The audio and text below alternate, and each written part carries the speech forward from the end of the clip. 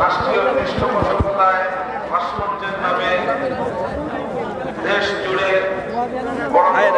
ইসলামের ব্যাপারে দৃষ্টিভঙ্গি আমরা নিরপেক্ষ বিবেচনায় তুলে ধরেছি। কিন্তু দুর্ভাগ্যজনকভাবে এদিকে বাড়াই তৎকালীন ফ্যাসিবাদী স্বৈরাচারী শক্তি কোরআন সুন্নাহর আলোকে আমাদের বলা কথাগুলোকে বর্ণনা করতে হয়। এই জন্য তারা আমাদেরকে আমাদের মধ্যে মুক্ত হয়েছে।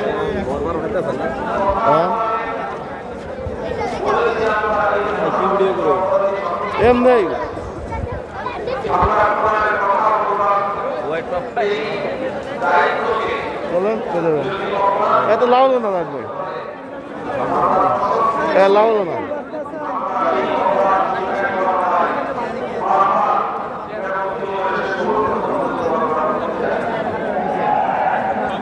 ইসলামের কথাগুলো কোরআনের পয়গামগুলো তাদের সামনে অবগতে উচ্চারণ করা এটি আলেম সমাজের অন্যতম গুরুত্বপূর্ণ দায়িত্ব এবং রাসূল আকরাম সাল্লাল্লাহু আলাইহি ওয়াসাল্লামের ভাষায় আফদালুল জিহাদি কালিমাতু হাক্কিন ইনদা সুলতানিল জাহির অত্যাচারী শাসকের সামনে সত্য কথা হকের কথা উচ্চারণ করা এটা হলো সর্বোত্তম জিহাদ।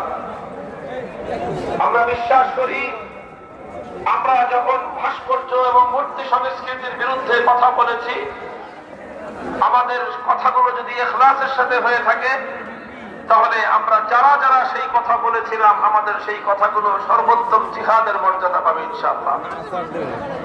এবং ইনশাআল্লাহ আমাদের সেই কথা ধারাবাহিকতার সূত্রে আজও আমি পরিষ্কার ভাষায় বলি, অনেকে মনে করেন যে আমাদের সেই সময়ের ভাস্কর্য বিরোধী বক্তব্য এটা বুঝি কোনো একটি দলের বিরুদ্ধে অথবা কোনো একজন ব্যক্তির বিরুদ্ধে ছিল না।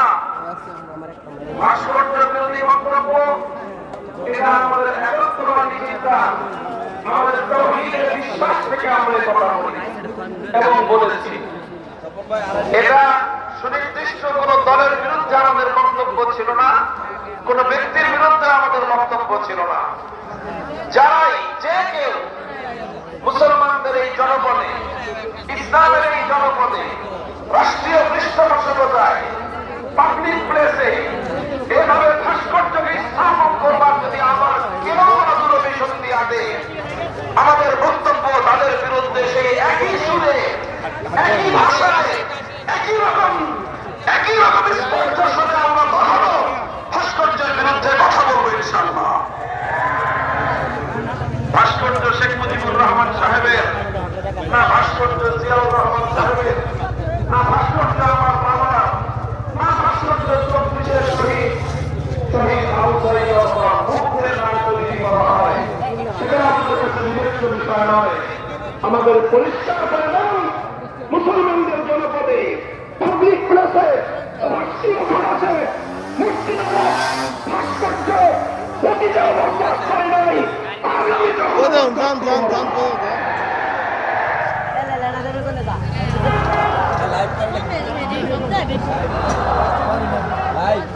চলুক লাইট সব